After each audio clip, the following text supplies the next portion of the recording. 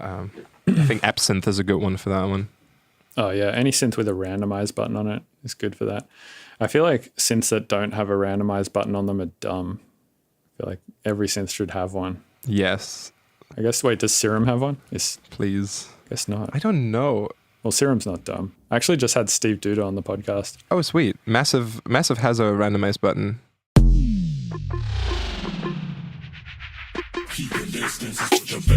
Welcome to the Mr. Bill podcast. I'm Bill's manager and spiritual advisor, Anand Harsh. I'm also editor-in-chief of theunz.com. Well, you've made it. You survived the hell year known as 2020. There's no immediate reason to believe that things will be better in 2021, but if we're allowed to, leave our houses at some point, I suppose that will be some marginal improvement. So there's that. Bill's guest today is longtime producer and collaborator and fellow big brain in the studio, Virtual Riot. Valentin Brunn is a German producer and performer known for big tunes across a variety of styles and sounds. He's had major releases on Owsla, Monster Cat, and Disciple recordings, and remixes of Excision, Kill the Noise, and Zed, among others. He and Bill go way back, so their conversation is far-ranging and fun. You're going to love it. Support for the Mr. Bill podcast comes from Cryptic Coast. Cryptic Coast is an independent record label and music magazine hoping to connect up-and-coming artists with music lovers. The community is growing, and new musical content is added to the library often, such as articles like What Makes Music Good and A Brief History of Dubstep.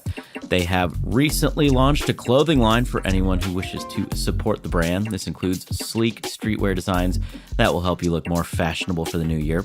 If you're interested in exploring new music, want to check out some of the designs, want to expand your breadth of knowledge involving music, or if you're an artist that would like to join the interactive community, go to crypticcoast.com. Use code MrBill10, that's MRBILL10, for 10% off any product on the site. Thank you for supporting this show on Patreon. It helps keep the show going and also grants fans early access to episodes and ad-free versions of the show. Head over to patreon.com/MrBillsTunes to get a full list of perks. Finally, please head over to MrBillsTunes.com to sign up to become a hardcore Ableton-ear. You get full access to Bill's project files, access to a bunch of sample packs, including the brand new massive collection Spectra, which isn't even available for public consumption until January 8th, and a bunch of other stuff. MrBillsTunes.com. Okay, here's Bill's chat with Virtual Riot.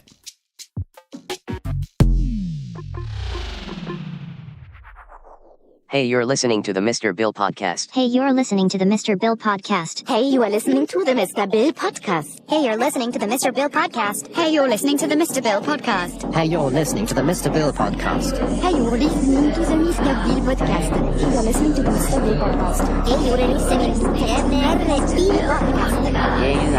you're listening to the Mr. Hey, you're listening to the Mr. Bill podcast.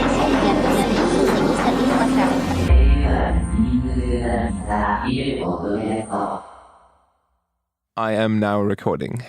Nice. Cool microphone. That's the Joe Rogan mic. Yes, I was going to say this is the podcast mic.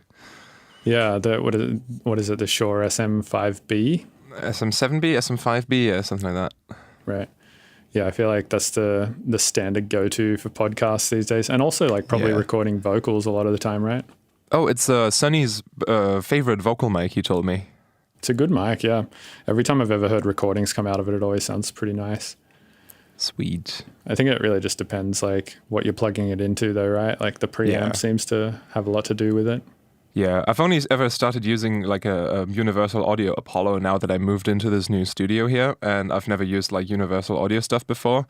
And then I had a vocal session with someone, and I wanted to try out like their plugins. You know how they have like the UAD stuff, and I haven't bought any of them, so they're all like in the 14-day trial period. So I like started the 14-day trial period on all these vocal plugins, and then I looked at the vocalist, was like, "We've got 14 days to get this done now."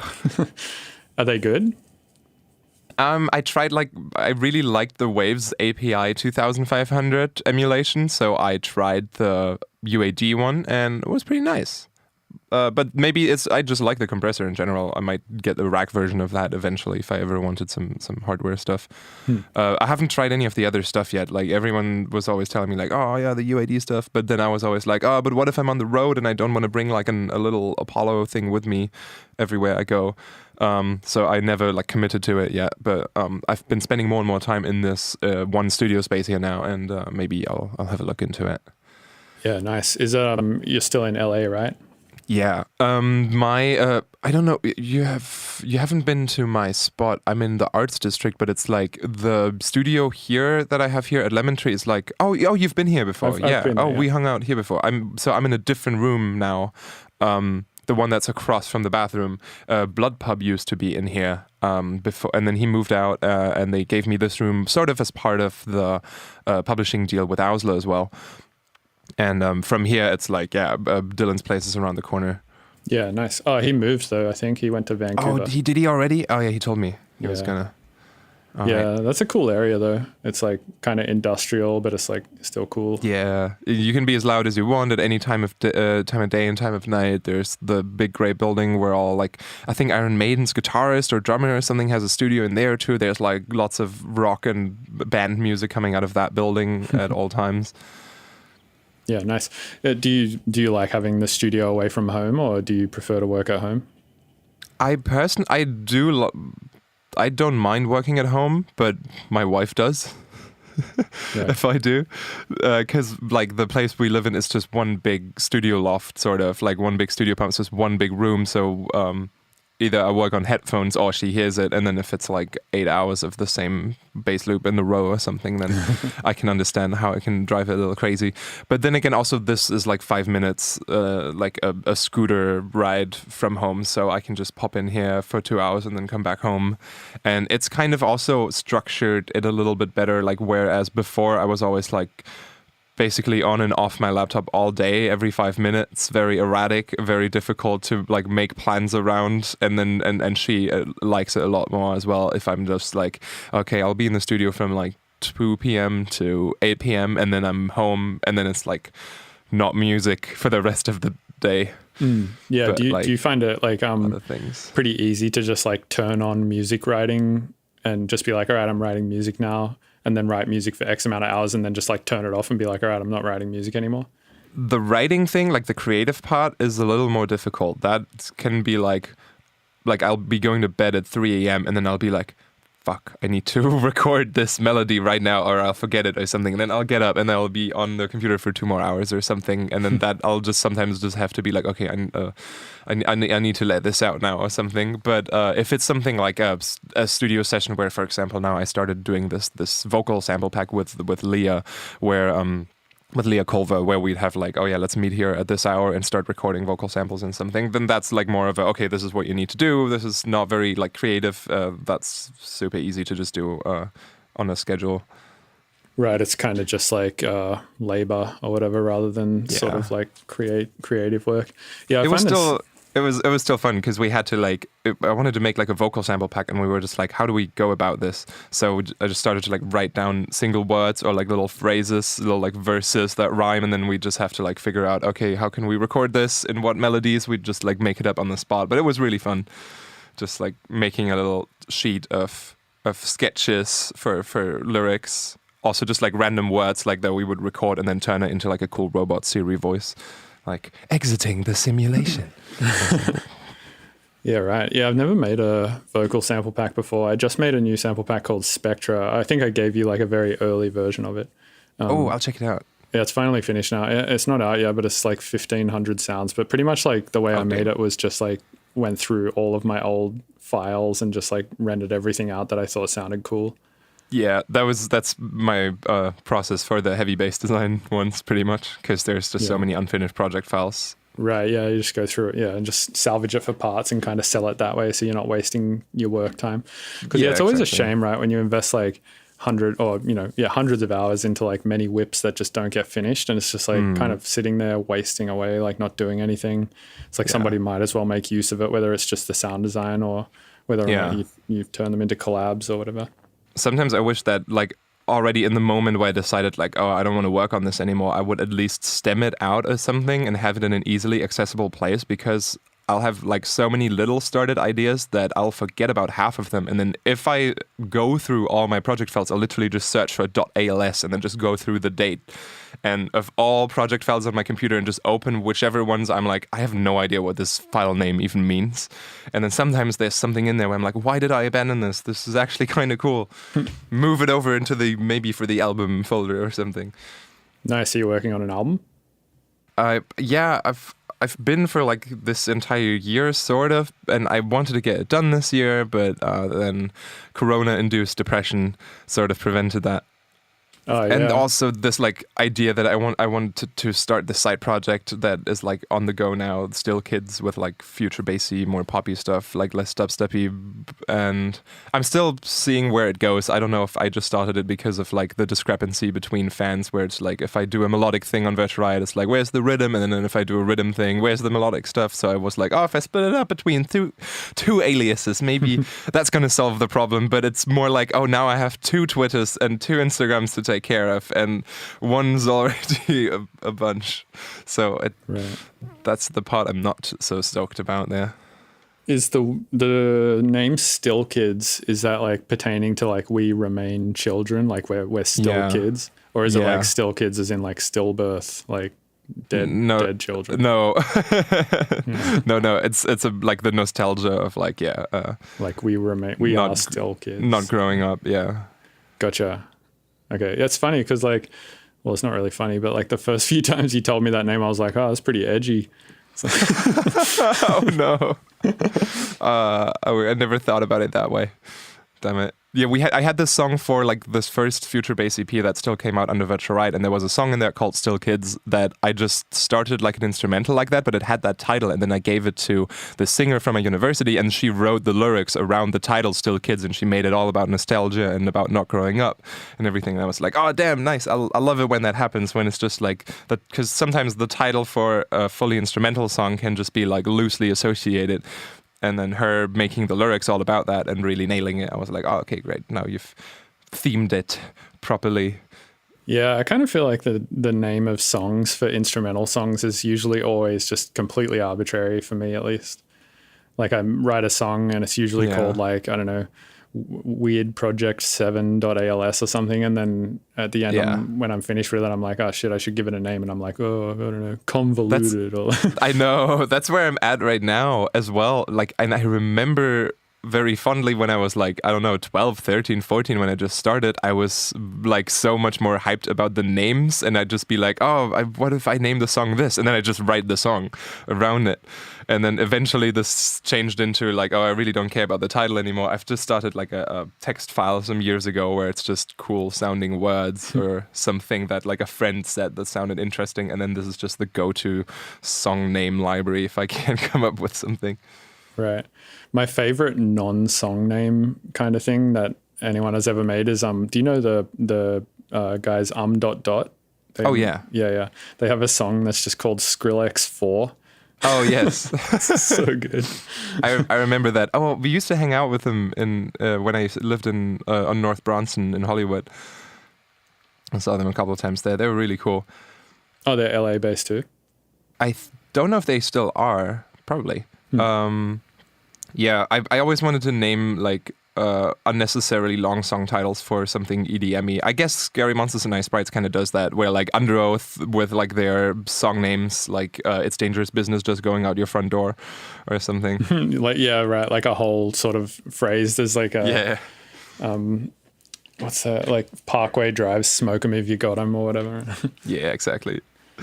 Yeah, that's cool. That's like a really old punk hardcore thing to do, I think. Like bands like Refused and stuff, I could see doing stuff like that. Yeah. Or like emo, screamo stuff. Yeah. Yeah, true. Are you into that kind of stuff? I was a lot more when I grew up. Like Under Oath, Alexis on Fire, Funeral for a Friend, which is funny now because now with Pat, I did the Spicy Rhythm Drums pack and he used to drum for Funeral for a Friend. But I actually, after my brother introduced me to all this music when I was younger, he would give me CDs from Enter Shikari, or even if there was something electronic, he would get it for me. He introduced me to so much music. I would play Need for Speed Underground 1 and the soundtrack was so sick, then he would just find a way to get the soundtrack on CD for me.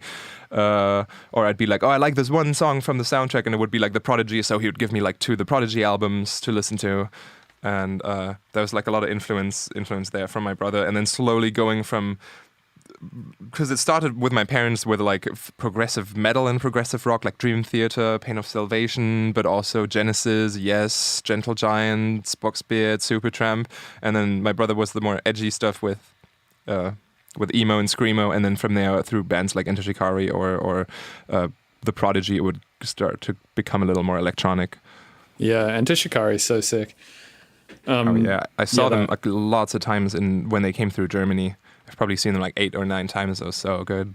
Oh wow, yeah, I think I've seen them once in Australia, a big day out. Speaking nice. of Dream Theater, I had Jordan Rudess on here the other day. I was just gonna say I listened to that episode because I've seen him live too. My parents used to take me to Dream Theater concerts a lot. That's awesome. Would you say you're like influenced by Dream Theater at all? Because you're like a keys player as well, right? Yeah, especially in the older tunes where I would sometimes just put in a synth solo, like the more funky melodic stuff, like the 100% No Bangers EP I was re-listening to that and I was just like, there's just synth solos scattered around the place for no reason. Well, not no reason, it's just fun. Gotta let it out. Yeah, I feel like my songwriting has changed a lot over the years too in similar ways. Like I would always just like add tons and tons of edits for no reason. Yeah. And I guess the reason was because I just, I don't know, felt like I needed to flex all the time on edits or something. And I was the same way. It was mostly an influence though for me from like one of the first electronic artists I listened to was BT. And then like his Emotional Technology album, especially where which is basically a big edit flex throughout the entire album. I think Somnambulist on there is like a record-holding song for having like the most edits or something, like manually placed audio edits, like 40,000 or something. Jesus Christ, what's the song called? Somnambulist. I hope I pronounced it right. Because like in the vocal, he would basically do amplitude modulation, but by hand, by literally just deleting every other cycle of the bass frequency of the vocal to create an octave lower layer. Damn, that sounds really annoying. But I'm still doing that sometimes for like glitchy edits and going like really in depth with just doing it by hand rather than using something like Stutter Edit, which he like partially made with Isotope. But I like getting into that by hand sometimes. Like just cutting a vocal up so it stutters. But also like to the point of if I would go really deep into it, I would go and look for every vowel, and then as soon as the waveform hits like a natural cycle because of the vowel being held, trying to loop just that, so it starts to have like this weird robotic, almost bit speak like effect. But if it's done by hand, it can get like weirder and glitchier because you're not doing it quite right or like quite at the exact frequency of the fundamental. Right. Yeah, that is fun actually, making like oscillators out of like multiple voices, like recorded voices, and then playing chords and stuff, because it just inherently becomes microtonal basically. Oh yeah, I always wondered why that happened, like trying to import something into a simpler and then looping it super fast, but it wouldn't really key track on the pitch. It would always do some weird stuff. Yeah, you need to use the detuning control or whatever to like get it the rest of the way. Okay.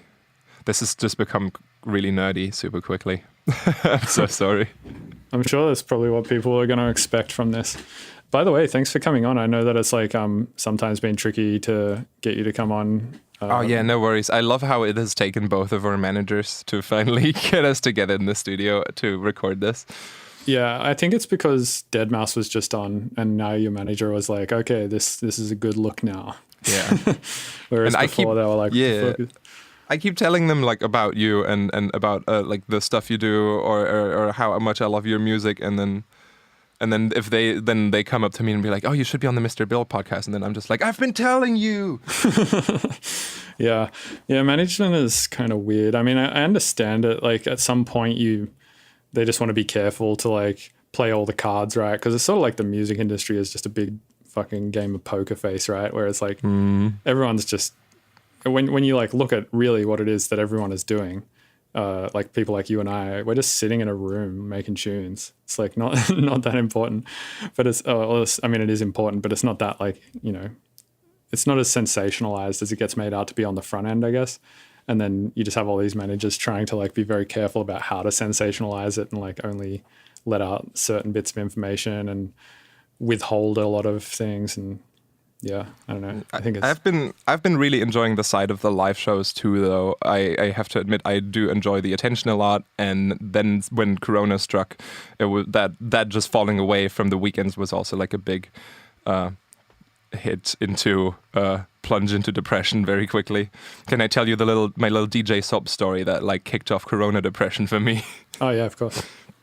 Because I think the first gig that got cancelled for me was Rampage, and right before that, I had my VJ Carmen, DJ or VJ Newright, come over from Minneapolis for like 3 days, and we stayed up in the studio. We did like 3 all-nighters in a row because we announced the show as like the great Virtual Riot visual audio experience, whatever. So we had to like come up with a really cool intro and everything being like timed and so on. So we just spent 3 nights in the studio, completely dead. We were gonna both fly to Europe for Rampage, and then I'm just sitting in my room in the morning, and then an hour before I had to go to the airport, I just get a text like, don't fly, it's got cancelled. And then we were just so devastated because we spent so much energy on it for the last 3 days, and we were so excited.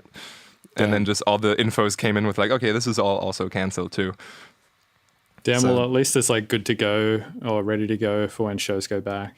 That's true. But then I think Rampage will be like, there will be a makeup Rampage show. But then once that comes around, I know me and her will be like, now we gotta upgrade this. This feels old to us by now. Well, we might not be that far off things coming back. I mean, cases are going up again right now, which sucks. But I just saw an article that got posted today that says doctors are receiving the first doses of the COVID vaccine today. Hell yeah. So those are good news. Josh Modestep almost moved to Austin because he couldn't take it anymore. And then as soon as he heard the vaccine news, he was like, oh, okay, maybe not. Maybe there's hope. Yeah, I heard LA was kind of like I haven't been there since COVID started, but just from listening to like podcasts and stuff, seems like everyone who moved to LA to like, because I mean, a lot of the reason why people move to LA, right, is to be able to network with everyone and to work and all that kind of stuff. Yeah. But it's like once everyone can't do that anymore, it seemed like a lot of the people who moved there to like become actors or whatever, just like kind of, or comedians or whatever, just sort of left again and went back to their hometown. So LA became a little bit of a ghost town. Yeah, everyone's been telling me a lot of people moved out or moved to Vegas or something. When I was playing Texas, I was playing San Antonio or something, a drive-in show, and everyone was telling me about, everyone's moving to Austin right now, and like a lot of tech companies, and Elon Musk just built this new factory here, and there's going to be the next Silicon Valley or something. Everyone was raving about it. I don't know if you've heard anything about that. Yeah, I know Austin has a bit of a tech scene, and it's definitely like pretty like progressive. It's like Portland of Texas or something.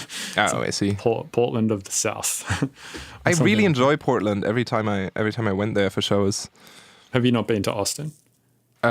Maybe once. I don't remember when the last time was. It's been a while. I think I have another show in 2 days. I have another show in Tampa, Florida, because I guess their regulations are still kind of open. But I've been doing. Have you done any drive-in shows or? Yeah, I've done anything? 2 with Ganja White Night.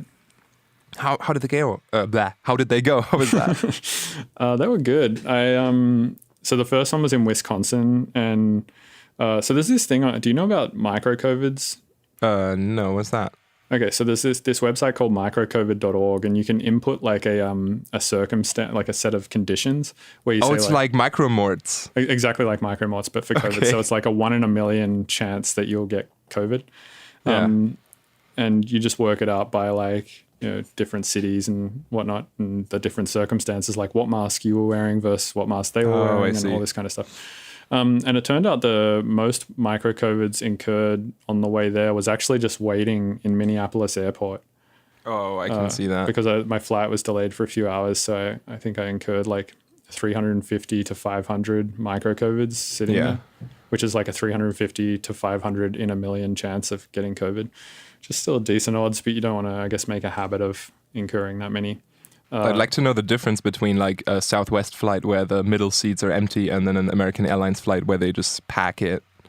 Oh, they're just packing American Airlines flights? Yeah, I was super surprised. It was like my first flight to a drive-in show during COVID time, and it was completely full flight. Wow. And I could tell like other people were also like, is this okay? Is this allowed? All right, okay, I guess. Yeah, the ones that I were on were definitely like pretty empty, which was good. But as for the show, the shows went well. The second one was in San Bernardino, so I actually just drove down there, which was just like a 7-hour drive or something like that. Yeah. Because I thought like, why risk more COVIDs and micro-COVIDs just to fly down when I can just drive? So, yeah, I mean, both shows have been good. They both sold out. I mean, it's not that hard to sell out a show at this point. Like the capacities are all so low.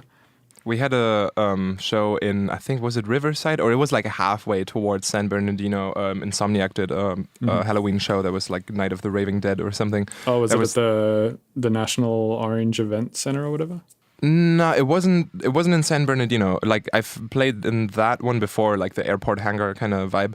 The one they did was like by a lake with like in this like valley. It was kind of nice. Lots of nature around it, and it was sold out. I think 250 cars and like 5 tickets for 5 people per car. So it was like 1,200 people or something.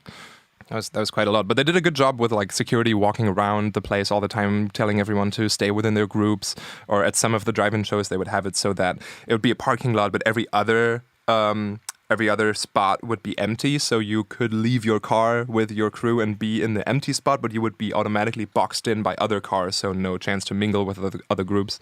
That was kind of a nice way of doing it. Right. It still felt really weird though, because everyone was super far away, and especially if it's dark and nothing's illuminated, so you really can't see what anyone is doing. It would be like far in the back, there'd be like maybe an LED whip or something being waved around, and I'd be like, oh yeah, someone's having fun. Okay, good. You're gonna be my reference point for the rest of this. Yeah, it is tough. Like it's definitely a different vibe playing when like there's not a lot of people right up the front, like on the rail and stuff like that. Yeah, I've kind of gotten a few different responses from doing shows. There's like some people who are like, oh, you shouldn't be doing shows, fuck that. And then there's like another bunch of people who are like, definitely shows. But I feel like it's, at least over the last few months, it hasn't been that unsafe because the cases were like doing okay for a while. Yeah. But I also think that you have to balance like the risk of spreading COVID with mental health, right? And if everyone just like stays inside doing nothing forever, like it's kind of going to give everyone crazy anxiety and destroy society in different ways. Or then if it's like getting too depressing, you might switch over into the group of deniers. And then you will still go out and spread it or something. Like it'll maybe drive you crazy to a behavior that'll might be worse than if you only went to a show within 3 months once or something. Yeah. So have you just done the one drive-in show? I've done a few. I did one in Chicago that was really good. It was like already like the 10th drive-in show from the company or something. They were being like really safe with everything because they were like, okay, yeah, this is our only income right now. We want to do this properly. We don't want to get shut down or anything. So they did it really well. And then San Antonio was nice. And in El Paso, they did it sort of in like an outdoor seating area of a restaurant where everyone was just like...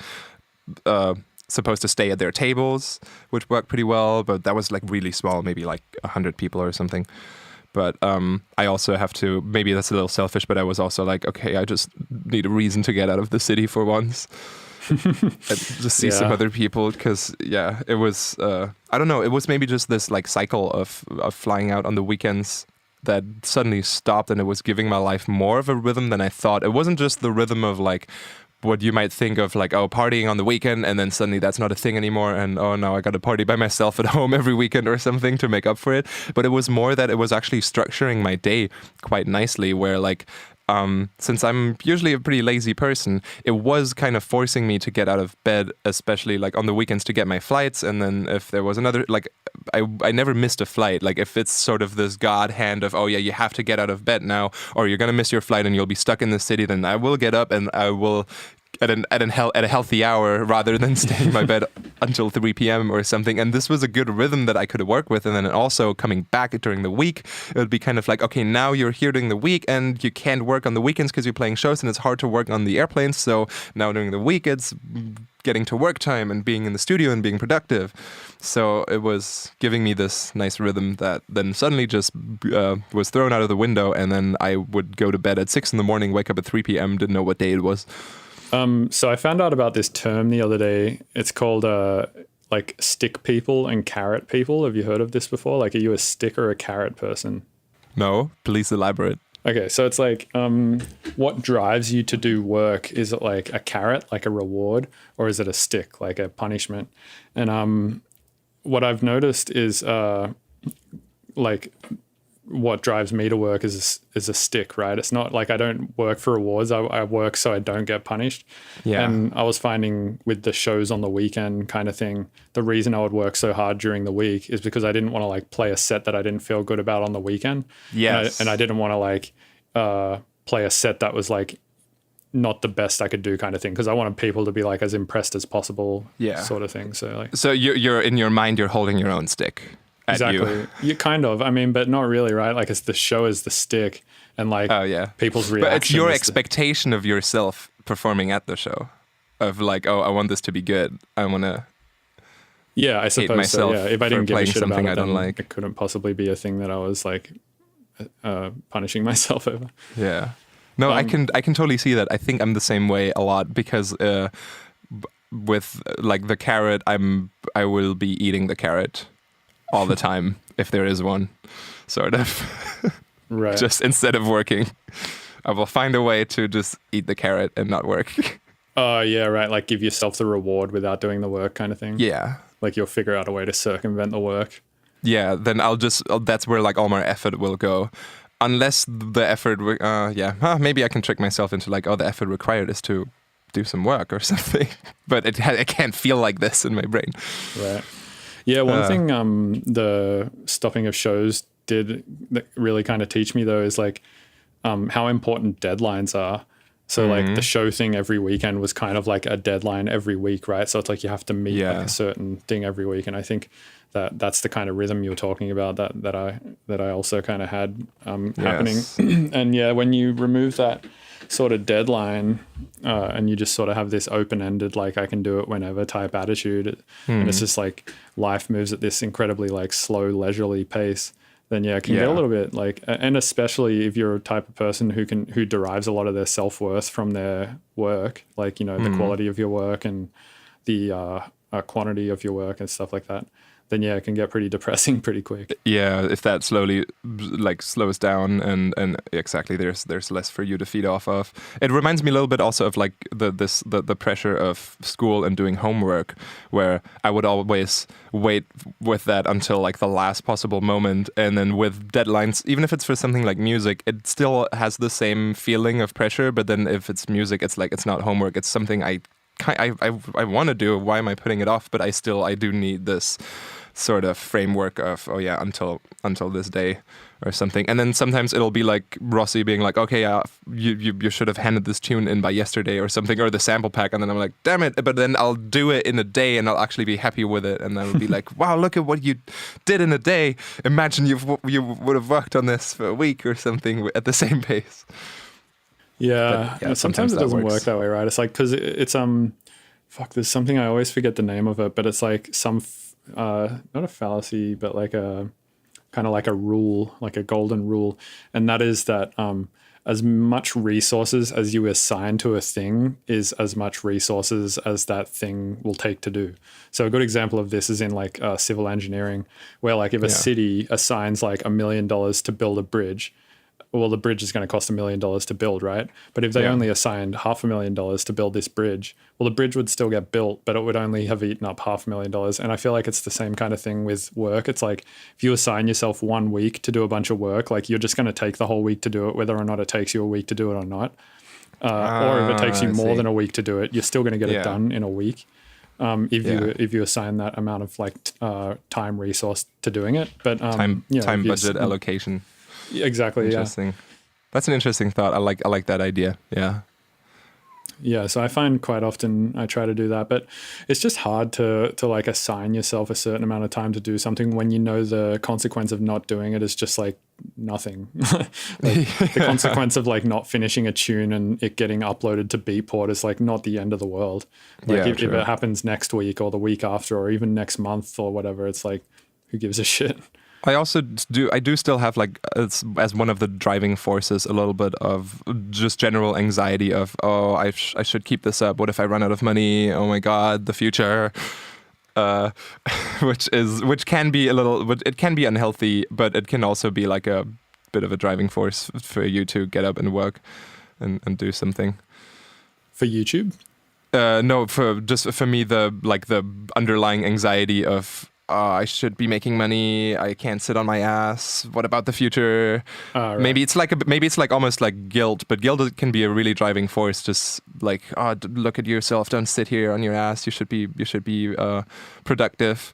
Right. Maybe so it's that's like bit of my parents' fault. This like way of for me to think about these things like that.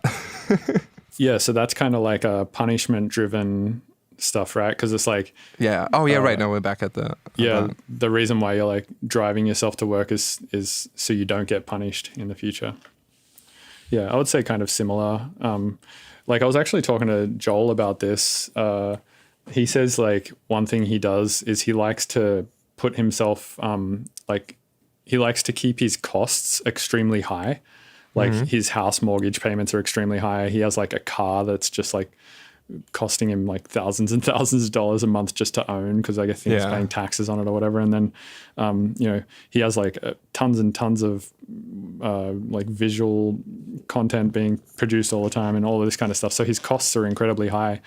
But he says that drives him to work because his costs are so high he can't like possibly stop, or otherwise like he's just gonna like start going in debt real quick. Damn, I feel like I've been doing something like this subconsciously with just getting incredible amounts of synthesizers or Lego sets or something. The Lego sets was a little bit of trying to distract me, but yeah. My manager's always shouting at me to save up more money and like get a house or something. I should probably do that. That might be a good idea. Yeah, it's not a bad idea. Would you buy a house in LA? I don't know. Probably. So my wife always wants to move to Japan, and I wouldn't be against that. I need to get off my ass and learn some Japanese to begin with. So I can order like food in Japanese, and I can survive as a tourist. But if we wanted to live there, I would definitely have to learn some. She speaks it fluently. She could help me. She could teach it to me a little bit. But the question would be get a house there or get a house here. We were both going to like go there on this thing that's called a work and travel visa, because Germany offers that for like anyone in Germany under the age of 30 or something. You have to just write like a little motivational letter, and then you can get a year-long visa for any country that partners with Germany on this, and Japan does. So you can just go there and you have a visa for a year, and you're supposed to find a job during that time. Then if you do, your employer in Japan will get you the next visa, and then you can stay there and live a life there. That's like our plan to like start that. Nice. But then the question would be to buy a house there or not. It's the market there is also a little different. I think there's like even if you just rent something out there are like a lot more interesting fees. There's like key money, and then you have to pay like 4 or 5 monthly rents on the day you move in. Like there's like a really high entrance cost too, even if you're just renting out a place, like the security fee or whatever. Yeah. And I don't think you don't get a lot of that back either. It's just like a one-time fee. That's just bye-bye. But we wanted to go to Japan like all year, of course, just to like sit out Corona over there. But obviously Japan is still closed, and they might be opening up in January. I've heard rumors. I've been looking up online if there's any news on this. But because usually we'd go like once a year in January or something. Yeah, for nice. 2 or 3 weeks. That'd be kind of a pain though if you're touring a lot, right? Because or at least maybe what you would have to do then is just sort of like group your touring. So just do like 20 shows and then like go back to Japan for 6 months and then like 20 more shows. I think it wouldn't be that bad. It might even be kind of nice because then I would have to be a little more selective with which US shows I'll accept, and it would be kind of fun to have US as a tour rather than right now where I'm just here. It's just like, oh yeah, whatever, any weekend, whatever's open right now, sort of, and rather have it like as a nice package. And then and there's been some shows in Japan coming up too, which I'm super excited about. That'd be nice to have more of a foothold there. I know the fees aren't crazy. Japan is more like a looks kind of thing, like, hey, I play Tokyo, sort of. Like, you're not going to make crazy money playing DJ shows in Japan, but...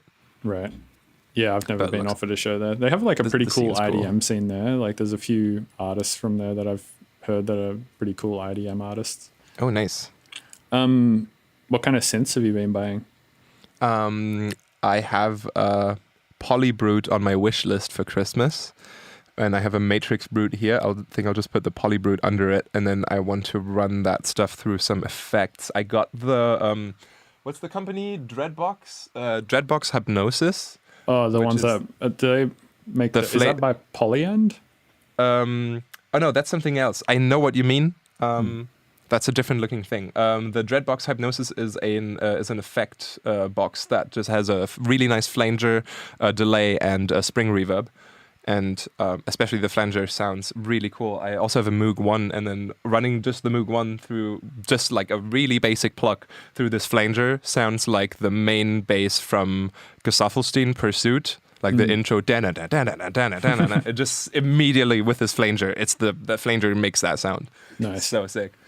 And then I got some semi-modular stuff because I didn't have a place to put like a proper modular rack. So I have like a endorphin shuttle system, like the further generator and those, and then No Coast, Microvolt 5000 or something, no, 3900 from Pittsburgh, Erebus Dreadbox, Dreadbox Erebus this way around, and Prophet XL as like the main just piano thing to just turn on and play piano.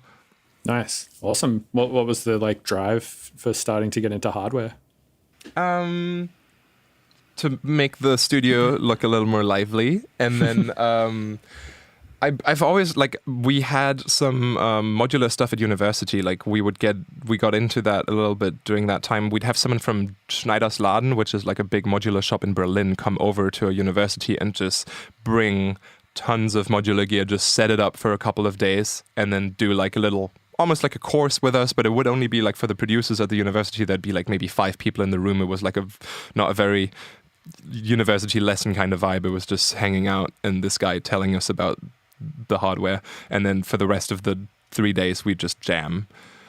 And I was always like, I want this eventually myself. And but it's really expensive. So I still have this plan of maybe I put together this shopping list of like these are my dream modules, and they would all really work together really well, but it's really expensive. And I always thought it would be cool to make a Patreon or a Kickstarter where it's like whenever there's enough money raised for one of the modules, I'll get it and I'll be like, okay, now I have to make a video about it, and at the end of the whole project make an EP just using the big modular rack that will eventually be built at the end of this project. But I feel like it would work probably, but it would take me an entire year. It would be such a time-consuming project.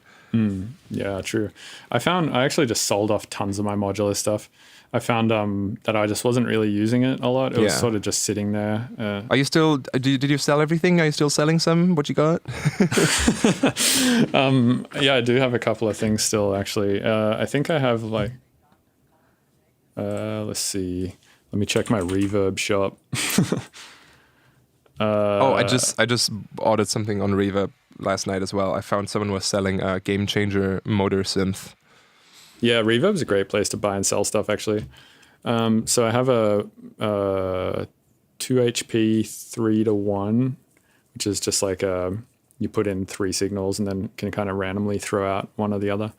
And then a WMD Ultra Fold. Wave folder or something? Yeah, exactly.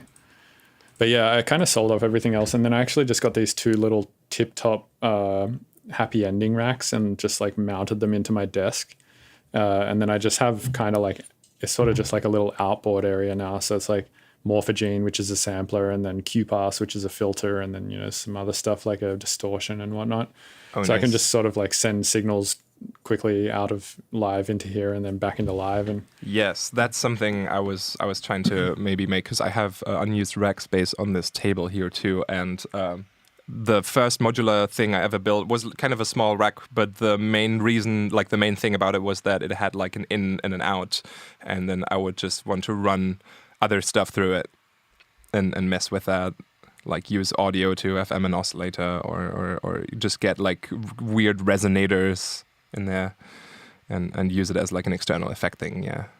Yeah, I think I'm just such a in the box kind of producer that this just makes the most sense to just have something to go in and out of like this.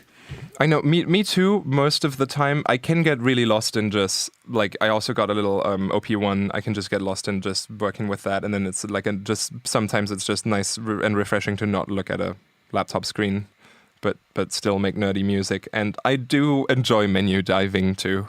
I really don't mind it, even if it's like a hardware thing, like, I don't know, like a Korg wave state or something, where it's almost like, why isn't this just a plugin? I still enjoy getting into like a horrible little calculator display and adjusting things and making presets on, like on these things. Having to turn one knob and like push it to try and like get down into the menus.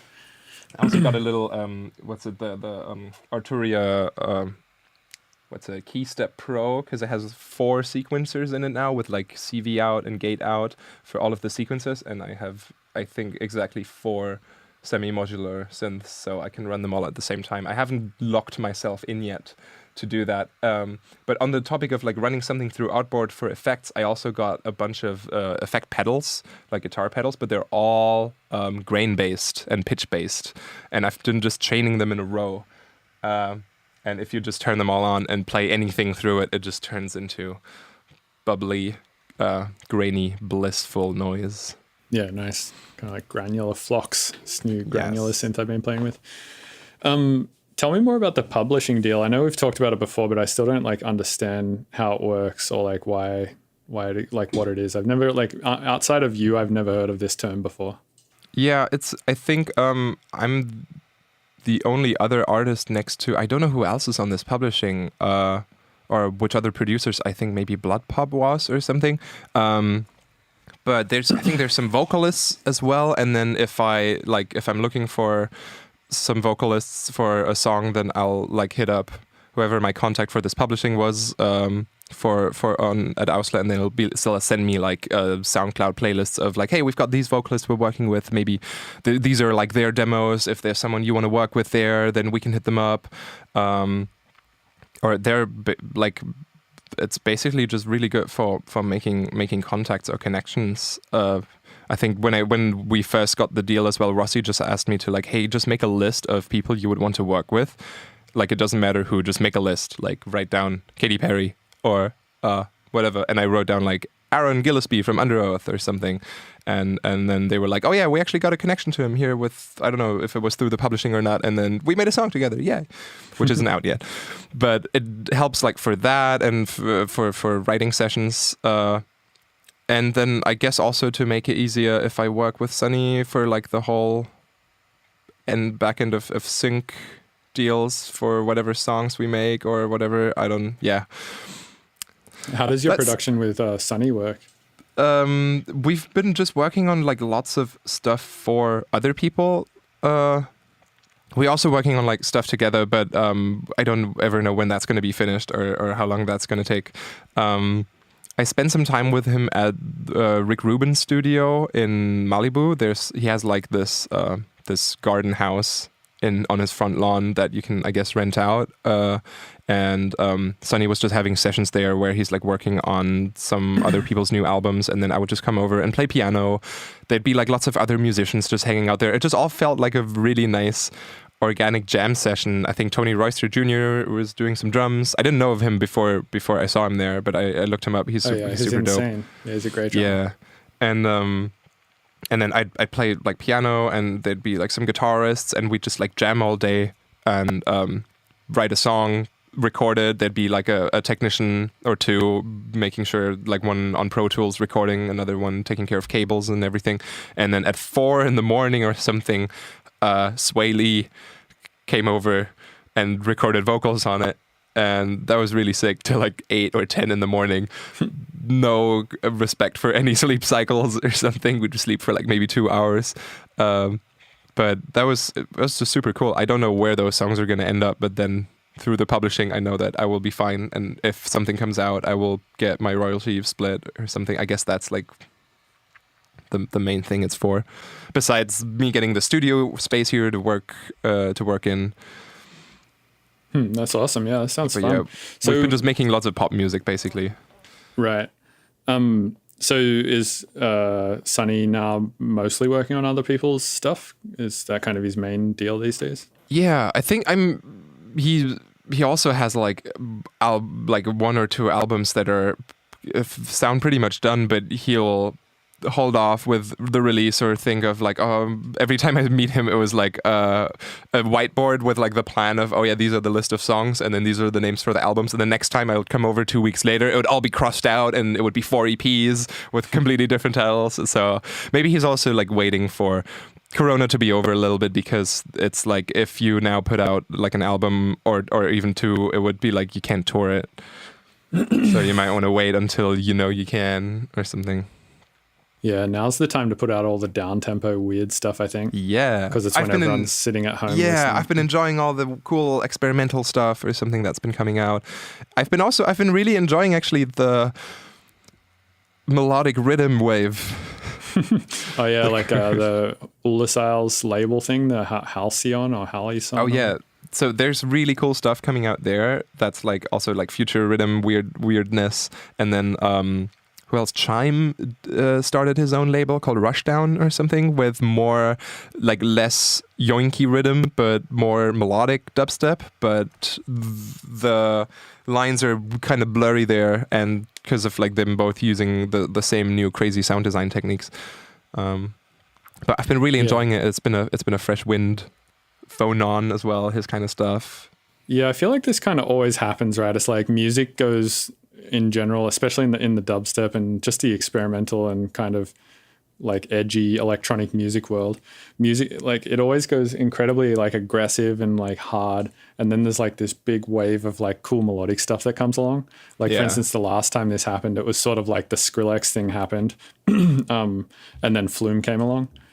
Right. And then there was like that big wave of like future and stuff after that, right? Future bass and everything after that. Yeah, that's a good observation. And then it was the heavy tear out devil worship rhythm of sudden death, and now it's that but in melodic. Right. It's almost this goes hand in hand with my iPhone theory, where I feel like it oscillates between a more boxy and then a more flush iPhone with every generation, and then with like a new OS update, now the text is a little bolder and the colors are a little brighter, and then the next update the text is like sleek and thin again, just so you feel like, it's new. All right. Yeah, you think it's just people just like anything just oscillates that's between these, so it's like it's different, so that it is different from the last, but maybe it's just my perception or like a crazy theory, but that makes sense. I mean, it's kind of like doing a mix down too, right? Because like you'll do a mix down, you'll listen to it and you'll be like, it sounds fine, honestly. Yeah. But then you'll change a bunch of shit and be like, it sounds like so much more fresh. And it's like just because it's different, basically. This is also interesting with a lot of the like crazier dubstep rhythm mix downs being like a little questionable sometimes, or like intentionally really aggressive.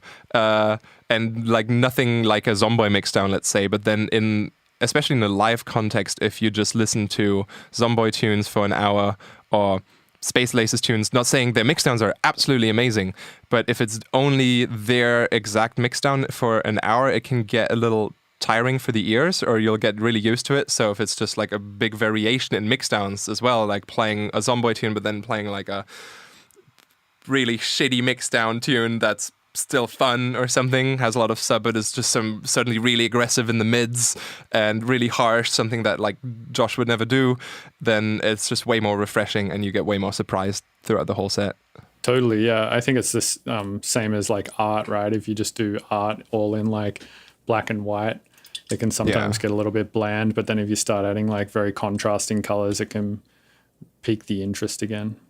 Yeah, I guess this is applicable on a broader spectrum. You're right. Yeah, I've definitely thought about. It was actually Yeti that told me about this the first time, where he was like I played a set and he like saw the set and I was like, cool, what did you think of it? Because I really liked his set when I saw him play. And he was like, oh, it's pretty cool, but it just felt like a bit gray. And I was like, what do you mean? And he was like, oh, you just like, because I played all my own tunes. And he was like, I just seemed kind of like the same palette for like an entire hour. Whereas what he'll do is he'll play like an 8-bit chip tune and then like a hip hop beat and then like a really heavy dubstep tune and then like a, you know, old school Venetian snares thing and like so on and so forth. But he'll make it work really well. Like he's a great DJ and he like mixes it all really interestingly and cool. But ever since then I've been kind of like playing other people's stuff out more and trying to do that exact thing. Like I'll try and switch between timbres a lot so people's ears don't really get bored. The only person I've noticed who can do this whilst playing all of their own music whilst not boring me seems to be Tipper. I've never heard a live set from him, but I know his music. Dude, he's really good. It's crazy. He can just like play his own shit for an entire hour or whatever, and I never get bored. I never just think it's the same. I mean, it kind of, I never think it's the same palette for an hour. It kind of is, but it's such an interesting sound palette that like it just doesn't get boring that quick. For me at least. Especially when I started DJing, I think I was playing a lot of other people's songs. Like for once, because I didn't have a lot of stuff I felt comfortable playing live, but also I always, like, especially when I started, I was sorting all my music library with like, I changed all the file names to start with the key and the tempo because I really wanted to make sure everything like fits together and the transitions are really nice. So I'm still like playing a lot of other people's stuff, even in like a 60-minute set. I sometimes try to fit in like a little bit of house and a little bit of drum and bass. I've been getting better and better reactions in the US for drum and bass too. That makes me really happy. But I see what you mean with the change up of the palette. I don't know if I'll ever have a set where I would only play my own stuff. I don't think I could do that because I would bore myself too. It's kind of the same with like eating as well, right? Like if you're sitting down eating a meal, like if you're just eating rice or something and then you like add, like if you're eating Indian food and there's like a bunch of curries and you've just been eating like one curry and rice or something the whole time, and then there's like another one, you're like, ooh, interesting. And like then you start adding like sauces and shit and like. Also, for me, I think one of the first sets I ever heard live by just going to a venue was at Bootshaus in Cologne, and it was Flostradamus. And at the time, I really wasn't into like trappy stuff, like or hybrid trap. And he was playing in such a way that I just wanted to stay. I just wanted to know what was coming next because he was just bringing in a new song every 16 bars. Or something, and I was just like, damn, this is super engaging though and really interesting. Like this isn't very much my style, but all right. And then I was like, I want to DJ like this too. So now it's like every 16 bars new song. Oh damn, so you play what, like 70 tracks in an hour or something? Yeah, sometimes. Damn, that's crazy. Yeah, I've seen. Maybe it's just my ADHD, just me getting bored really quickly, and then also because of the fast playing and because of tempo changes, I use sync. But then I also want to be busy at all times. So, and it's just like, okay, load up the next track. I don't want to just stand around and wave my arms around. Okay, maybe I do sometimes. Yeah, I like how in rhythm people seem to take that approach to DJing. They like try to do really active DJing, which is kind of cool. Yeah, I also like that. It's pretty funny how like dubstep producers will just spend like so long trying to get their tracks as loud as possible, trying to like squeeze every little bit of headroom out of a limiter and stuff like that. And then rhythm DJs just come along and be like, yeah, I'll play 2 at once. And then like play 3 at once. Fuck it. Yes. It's like a way to get around the needing to be louder problem. Just play 2 tracks at the same time. Oh yeah, I was watching a video on loudness the other day on YouTube, where it was about how it like normalizes everything on Spotify now and on YouTube, and what your target LUFS should be, and so on. And one of an interesting random side fact in there was that, like, because it was about dynamic, there was like really neat graphs about the dynamic range in different environments, like in a cinema versus in a home theater, and then on an airplane, like the compression of airplane movie audio. That's a whole nother thing, because it's got to overpower the jet engine, so it's just super pushed. Yeah, I've actually kind of noticed that before on planes, and I've always wondered if it's just the shitty like earphones they give you, or if it's the processing they do to the audio. But yeah, I guess that makes sense that they change the audio for airplanes. Yeah, and like even with the shitty earphones, it's like, okay, the customer still has to be able to hear the entire movie, so we gotta blast it. Can you work on airplanes? Have you ever had to like work on airplanes or work while you're traveling a lot? Do you have like any headphones you like, or do you hate headphones in general? So if I'm traveling, I actually like to use the AirPods, just because they're easy, they're wireless, they have noise cancelling, all that sort of stuff. What about the latency? The latency is fine with them. Okay. Yeah. You get used to it really quickly. Yeah, exactly. But I honestly like don't really work on airplanes anyway. Usually when I sit on airplanes, I use it as like an excuse to shut my brain off for an hour. I honestly just listen to podcasts mostly. Oh, nice. And treat it as like some time where I can like learn some new stuff about a new topic by just listening to some Radiolab podcast or NPR podcast or something. Dear listener, if you're listening to this on an airplane right now, we got you. Yeah, exactly. Yeah, that is quite possible that someone will listen to this on an airplane one day. Nice. I've tried to be very productive on the road as much as I can, and try to work on airplanes. And one of the this is hashtag DJs complain. The laptop getting so hot that your legs start sweating uncontrollably. And then also I just got so good at sleeping on airplanes, just because of sometimes it would be like so many shows in a row that I would have to like sleep on an airplane. And then now I've gotten so good at it that as soon as I sit down in an airplane seat, my brain is like, oh, we're going to bed? All right, get really tired now, can't work on anything, immediately passed out. Yeah, I actually kind of have a similar thing. Like as soon as I put the neck pillow on and sit down, it's just like almost. But I do work a lot in hotel rooms when I'm traveling a lot, though. I find that to be pretty easy. And I use a PC actually, which means that like the trackpad on my laptop sucks ass, and like I don't know, just the whole like laptop build is not as nice as an Apple. So it's not as easy to just like pull out and like connect your AirPods and like go. So I travel with an audio interface and like headphones and a mouse and like a mouse pad and like all that kind of shit. So when I get to a hotel, I kind of setup. Yeah, I just set up like a little studio sort of. Oh, that's cool. I had a friend from university who was really good at that because he started writing for like J-pop and K-pop groups and everything. So he would fly out there and he made this little Pelican roller back travel case that was still like airplane compartment sized, so you could take it on an airplane, but it was just like this, every cable, every adapter you could think of in like foam that was perfectly made for it. He's very OCD. Wow, that's awesome. That was also like my dream travel case. But I actually, like, I have to admit, my main reason why I switched to a MacBook was to work with Sonny, because before I've met him a couple times and I had a Windows laptop, and then he would be like, oh yeah, let me jump on that, let me work on this for a little bit, and he would just be unable to operate the machine.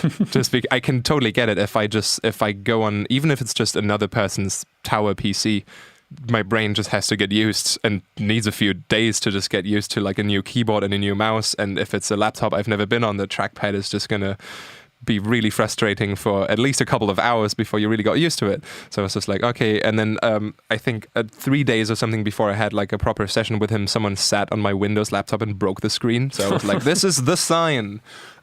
This is the moment. And then I've ever been with a MacBook now, and I have to say, it has fallen out of my backpack multiple times because I was so stupid. I forgot to zip up the laptop side, and it would fall on marble airport floor. Oh shit. Probably like 9 or 10 times by now, and it is fine. Damn. Yeah, I know every Windows laptop I've had before would have not survived that. Totally, yeah, they're built really well, and they're really nice computers. I think I'll switch eventually, mostly because I want to consolidate everything into one machine. I'm kind of sick of having like a laptop and a desktop, and I see. Yeah, I kind of want to just have like one machine for everything. Built a desktop PC again to like do visuals and stuff with like Cinema 4D and Octane render, so you need NVIDIA cards. And then I was tempted to maybe go back to Windows because I also want to use Harmor and Citrus again in Ableton, but I installed FL Studio on my Mac now, and I'm trying to learn it. I'm slowly getting into it. FL Studio? So I can do sound design there and then export and then arrange in Ableton. Why do you want to do sound design in FL? Because I miss Citrus, Vocodix, and Harmor. And also, I've never, Patcha was something I wanted to try and mess with ever since I was watching the old Seamless tutorials. But I just miss Harmor. Yeah, I got the Fruity stuff earlier this year. I've been using it a little bit for sure. Especially for like the very glossy, computery sounding future rhythm sound at the moment. Harmor is like the thing. The only other thing, like Razor and Reactor, can kind of get you there as well. Yeah. Most additive stuff can, right? Like Loom as well as this plugin called Loom 2. Oh, I got that. Yeah. Yeah, that can kind of do it as well, I think. Vital as well to some degree. Have you used Vital yet?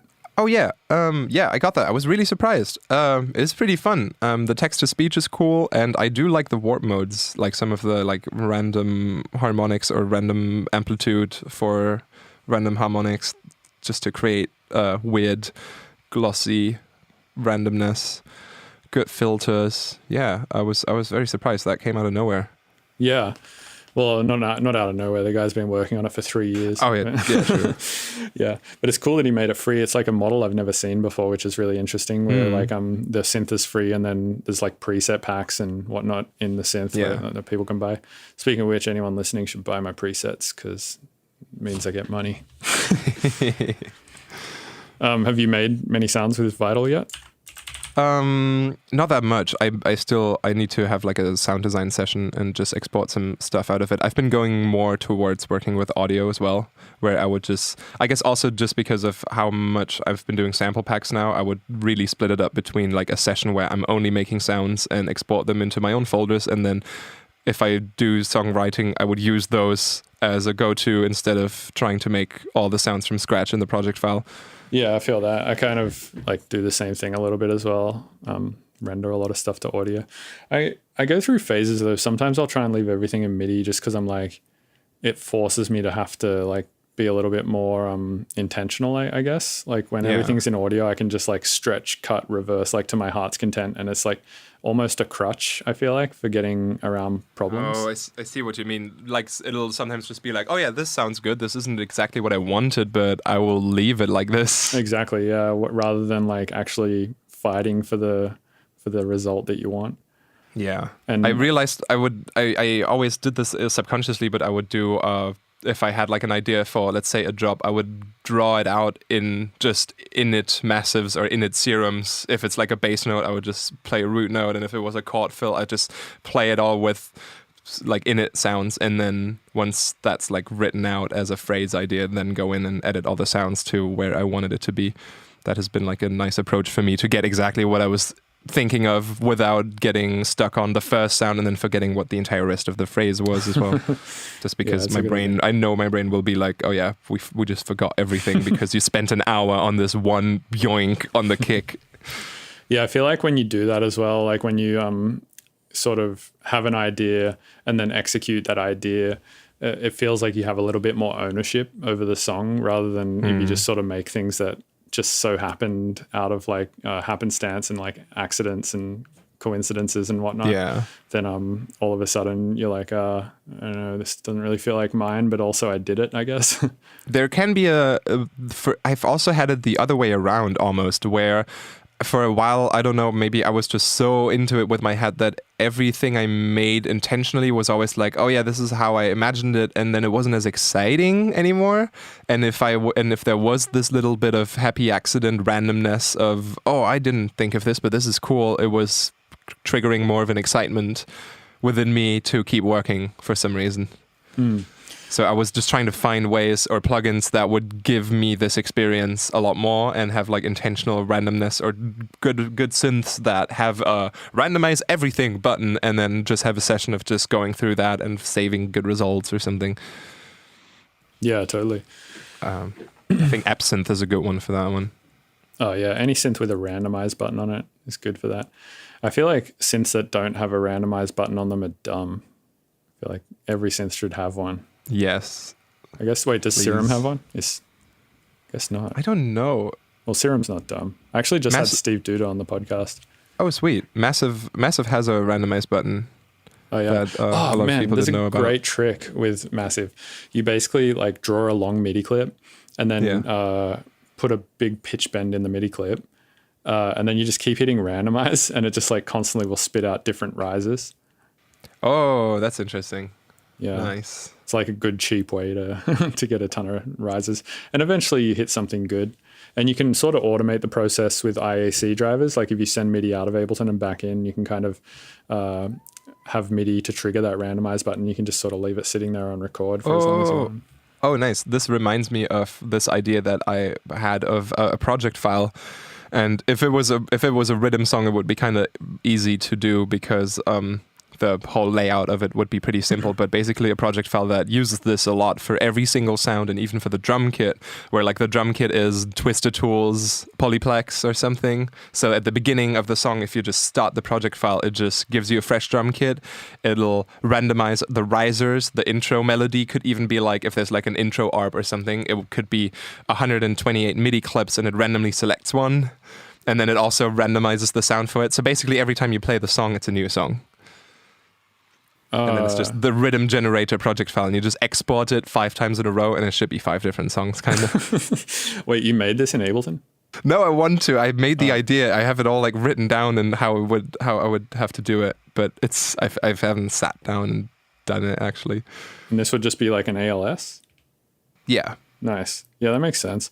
I guess you could just, it would always be picking from like a finite amount of samples and stuff and patches and whatnot, right? But the patches would include some randomness. Where, gotcha, okay. Which waveforms at FM at what pitch, and then the pattern that patch would play would be selected from like a library of MIDI clips. Right. So the variety would be a little bigger. If there would even be a way of like, okay, the intro is 16 bars or it randomizes it to 32 bars. I haven't found out how to do that yet. Did you pick a random drop sample from a library of vocals? Have you seen Jukebox yet? No, what's that? Oh man. Type in jukebox.io and then select a genre and just hit generate, and you'll see it like generates a bunch of genre. Yeah, it basically generates like a bunch of clips, and then you can export the ALS or the FL Studio project file or whatever, and then just open it, and it kind of like has all of your structure and MIDI notes and stuff already there. I saw the thumbnail for the video about this. Yeah, it's pretty cool looking. I mean, I looked at it quickly the other day and thought it was pretty cool. Yeah, that's a cool idea. I found like an old tune a year ago of his last night that I was like, how did I not know about this? It was the one for the Form All Nighter compilation. Oh, what right. Was it called? Yeah, I don't know if Spitfire with. I don't think I've ever heard his music. I've watched his YouTube videos a lot though. He makes some pretty cool videos. He also made that live enhancement suite thing, didn't he? Or? Yes. Nice. Right. Speaking of, I still have to enhance my Live 11. Have you tried the 11 beta? Yeah, it's what I'm mostly using on a day-to-day basis now. Same. I still wanted to make audio effect racks of the old chorus and phaser and flanger just to still have them. Oh, that's a good idea. Yeah, just in case, like. Because I think the chorus now can do some stuff I used to do with it. I made this crazy chorus rack that you might like, where it's and I wanted to do this for a couple of plugins because I remember this is from like an Andrew Huang video where he would just load up 100 choruses and then set them all to like the stock presets. Yeah. So I made a rack where it's like 25 choruses and a knob to like turn them all on after another. So you can like have 1 or 25 or somewhere in between. And then all the other macros of the rack are just macro controlling everything on the choruses, but on all of them together. So one knob will be the delay time one for all of the choruses. One of the knobs will be the dry wet for all of them. One of them will be linked to all the feedbacks. So you're remote controlling a swarm of choruses. Now my dream feature would be to have like a detune spread on the knobs over the multiple choruses for certain parameters. Take a lot of programming. Yeah, but a lot of macro mapping. It sounds really fun. I can send you some sounds I've made with it. It sounds like a robot elephant, but like a really good one. Yeah, you should send me the rack. That'd be awesome. That's a fun one. Yeah, a few of your racks I'm a big fan of. I really like the Fletcher Munson one. I use that a lot. Oh yeah, And now everyone's using Soothe. So yeah, I mean, I use Soothe too, but I use the Fletcher Munson one sometimes too. For those who like don't know what that is, basically it looks like you built the Fletcher Munson curve, which is like the equal loudness contour curve for EQ8, and then it's just like an amount control using the scale value on the EQ to sort of turn it up or down by an amount or whatever. And yeah, it works really well. It just like sort of it kind of is just like Ableton Live native Soothe to some degree, but it's not dynamic. Oh, you could now with the envelope follower modulation thing. Oh, that's a good point, actually. Fuck, With the I never thought modulation. about that. You could probably make Soothe in Ableton now to some degree.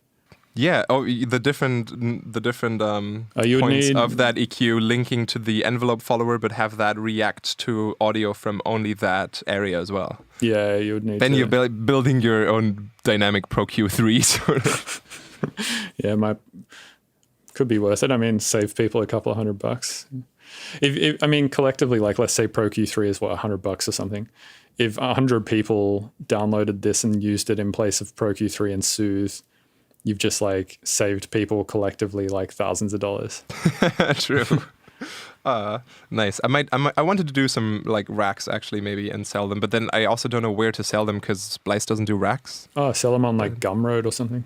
All right, because I had like so many cool ideas. I made another one that's like a grain delay spreader. It's just like a doubler, but using grain delays and like feeding them in slowly on one knob, and then like it would be just the dry signal in the middle, but then one that's like plus 50 cents and minus 50 cents left and right, with like the shortest delay time though, so it's not like an actual delay, it's just like instant, but it would only be on the sides, but it would be a little detuned, and then you can bring in more and they'll be more detuned. It's like an audio detune thing Nice. with multiple voices. Well, yeah, when you make all these racks, you should send them all to me because I love racks. Yes, I will. So I gotta go because I got a chess lesson in like 15 minutes. I've been Sick. Yeah, Chess is dope. Yeah, I've been studying chess for like half of the quarantine just because like I just needed more shit to do. So I was like, all right, I wanted to start chess lessons for a while anyway because like I've been into it for a while. I just wanted to get better at it, so I just decided to start taking lessons. I've been getting in and out of all kinds of random side hobbies during quarantine just to like cope with shit. Like I started ordering Lego sets, like the Lego sets of my childhood that I remember from like Bionicle and Lego Racers and stuff. And now they are decorating my studio, which is nice. Yeah, nice. That's a good hobby. And then all the modular gear that I still need to mess with. I messed with it a little bit. I've had some friends over and we literally just use the further generator, a reverb, and I also have like an Electron, what's it called? Analog heat. Nice. And just distorting crazy modular shit that was run through a reverb was just at some point it literally sounded exactly. I still have the sound. I can send it to you. It sounded like the scream of that monster from the Aphex Twin Come to Daddy music video. Nice. When it comes out of the TV. It was literally that. It's just like a PWM square wave or something you need with reverb and then distort. But because of the PWM square kind of vocally sound it comes with, it'll just enhance it and it'll sound like some devil screaming demon noises. Fuck yeah, dude. Well, yeah, thanks a lot for coming on, man. It was great to chat with you again. I haven't chatted with you in ages. Yeah, thanks for having me. Let me know next time you come to LA or something, or I'll let you know if I'm ever in San Francisco. Yeah, will do. Nice. All right. Anything else let me think if there's anything I need to like plug or something. I don't know what time this will go up, so check out whatever sample pack is currently out on Splice. And maybe by the time this comes out, I'll have my EP done. I don't think I've put out an EP this year. I feel so unproductive. I've been trying to make up with the sample packs, but yeah. All right. Hey, thanks for listening to the Mr. Bill podcast. These episodes are edited and uploaded twice a week by Robert Fumo of 303podpro.com. You can also support the show, get early access to episodes, and hear bonus content by going to patreon.com/Mr. Bill's Tunes and becoming a patron. Please rate and review on iTunes unless you're going to be a little shit about it. And all the links to my various platforms are at MrBillsTunes.com. Thank you.